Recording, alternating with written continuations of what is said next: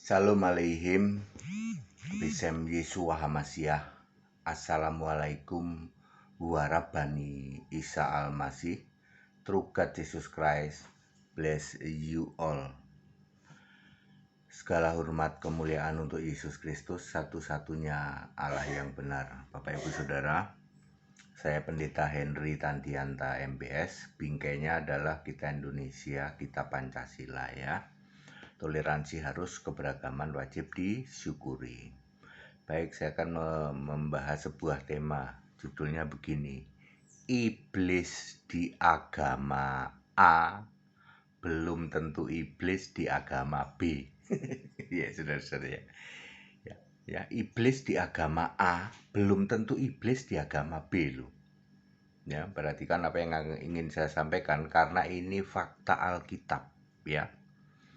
Fakta Alkitab ini pengantar Allah, Tuhan, Nabi, surga yang ada di dalam umat Kristen itu 100% berbeda dengan Allahnya di luar Kristen, dengan Tuhannya di luar Kristen, dengan nabinya di luar Kristen, dengan surganya umat-umat di luar Kristen. Jadi memang beda Allah, Tuhan, Nabi, surga antara Kristen dan di luar Kristen itu beda ya.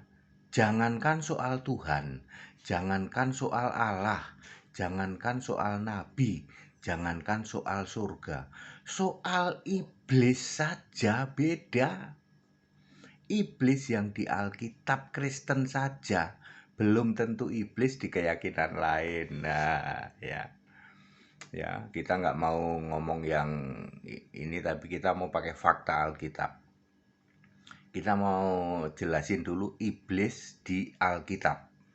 Iblis di Alkitab disebut dengan 6 nama, yaitu iblis, kemudian Satan, bukan setan ya, Satan di dalam Wahyu 12 ayat 9, Wahyu 12 ayat 9. Kemudian Lucifer, bintang timur, Yesaya 14 ayat 12. Kemudian Beelzebul, Lukas 11 ayat 15. Kemudian Azazel, Imamat 16 ayat 8. Dan Mamon, Matius 6 ayat 24. Anda udah bingung kan?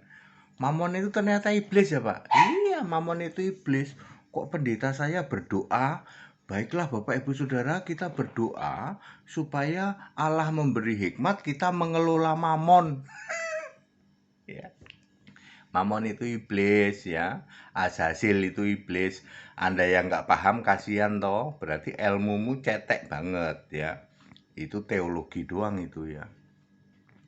Oke, iblis dan setan dan roh jahat tempatnya di tempat gelap. Jadi iblis itu pasti cari tempat gelap, di mana salah satunya di gua-gua gelap. Ada ayatnya 2 Petrus 2 ayat 4. Iblis juga pembinasa keji, Markus 14 ayat 14. Ya. Terus iblis juga pembunuh dari semula, bapak segala dusta. Yohanes 8 ayat 44. Ya, nah mari kita bahas. Iblis di Alkitab belum bentar ya, ini ya, iblis di Alkitab ini dia. Iblis di Alkitab ternyata beda dengan iblis Tritunggal. Iblis di Alkitab itu beda dengan iblis di gereja-gereja Tritunggal. 1 Yohanes 8 ayat 44 ya. Iblis itu bapak segala dusta, pembunuh sejak semula. Tetapi di Tritunggal iblis malah dijadikan Allah, disembah, disanjung-sanjung sebagai bapa ya, oleh penganut Tritunggal ya. Benar nggak ini Pak? Benar ya. Bapa yang disembah oleh Tritunggal itu bukan Allah, karena Bapa tidak pernah disembah dan Bapa tidak pernah jadi Allah. Jadi siapa Bapa yang disembah oleh Tritunggal? Iblis. Iblis di Alkitab oleh Tritunggal dijadikan Allah. Bayangkan saudara, nanti kalau pulang dia pulang ke rumah Bapa, ke rumah iblis, di mana Allah maut. Nomor 2, Efesus 2 ayat 20, ajaran jemaat, ya, ajaran kekristenan adalah berdasar nabi, rasul, dan Kristus Yesus jadi batu penjuru. Efesus 2 ayat 20. Tapi oleh gereja Tritunggal, ajaran itu harus berpusat pada Bapa Iblis. Pokoknya apa-apa saja itu Bapa. Ajarannya adat istiadat, ritual gereja, ajaran bapak gereja. Mestinya ajaran itu kan berdasar Nabi, Rasul, dan Kristus Yesus jadi batu penjuru. Tapi Tritunggal mengandalkan semua ajaran berpusat pada Bapa Iblis. Jadi iblis di Alkitab oleh Tritunggal dijadikan pusat pengajaran. Nomor 3, 1 Yohanes 2 ayat 22. Antikristus itu yang menyangkal Yesus yang sudah Kristus, sudah Tuhan dan sudah Roh. Ya, tetapi Tritunggal justru membalik. Antikristus itu anti yang Yesus masih manusia yang sujud pada Bapa. Sehingga kami penyembah Yesus Kristus malah dibilang antikristus, coba. Antikristus itu kan anti yang Yesusnya sudah Kristus. Kristus artinya Tuhan, artinya Allah, artinya Mesias, artinya juru selamat. Ya. Ya, malah dibalik-balik toh, ya. Orang yang menyembah Yesus Kristus malah dibilang antikristus, ya. Lalu yang disebut antikristus itu mestinya itu menyembah Yesus yang masih manusia lalu sujud pada si Bapa itu. Ya, iblis di Alkitab belum tentu juga iblis di keyakinan lain. Nah, kalau tadi kan Tritunggal, sekarang keyakinan lainnya. Gua gelap itu tempatnya iblis dan setan, itu menurut Alkitab. Bisa saja di keyakinan lain, goa gelap justru bukan ada iblis, malah ada malaikat. Bisa aja ya. Kan namanya juga bisa aja ya. Iblis itu tempatnya di tempat gelap. Salah satunya goa-goa gelap. Tapi ada juga di keyakinan lain, di goa gelap malah nggak ada iblis, tapi malah ada malaikat. Ya, nomor 2, iblis adalah pembunuh sejak semula, itu menurut Alkitab. Bisa saja di keyakinan lain, demi iman, demi keyakinannya, justru diizinkan membunuh. Dan dalil diizinkan membunuh itu ada perintahnya di kitab mereka. Bisa saja seperti itu, ya. Padahal pembunuh sejak semula adalah iblis. Nomor 3, iblis adalah bapa segala dusta, itu menurut Alkitab.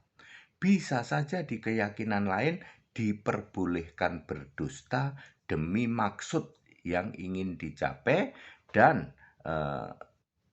diizinkannya berdusta itu justru ada perintahnya di kitab mereka, ya.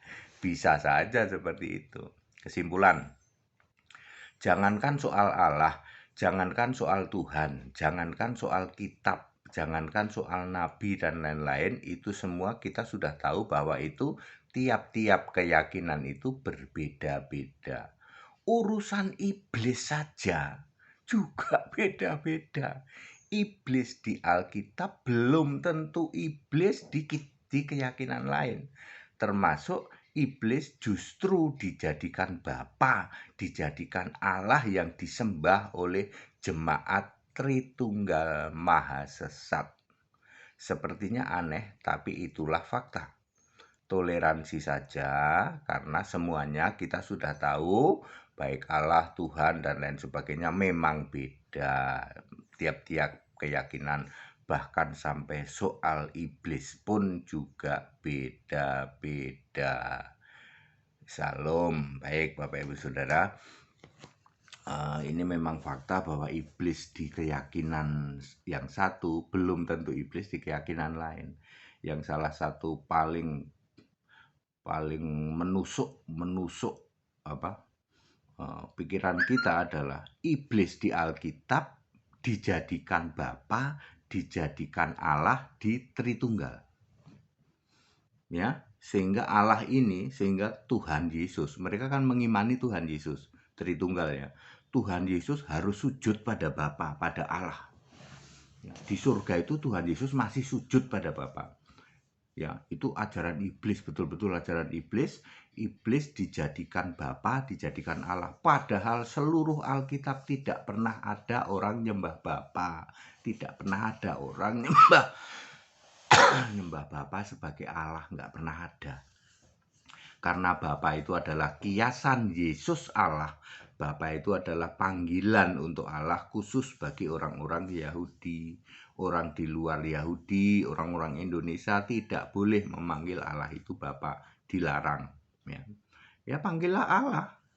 Itu Bapa itu khusus untuk orang Yahudi kok. Ya, tetapi oleh Tritunggal Maha Sesat justru dijadikan Allah. Haleluya, amin.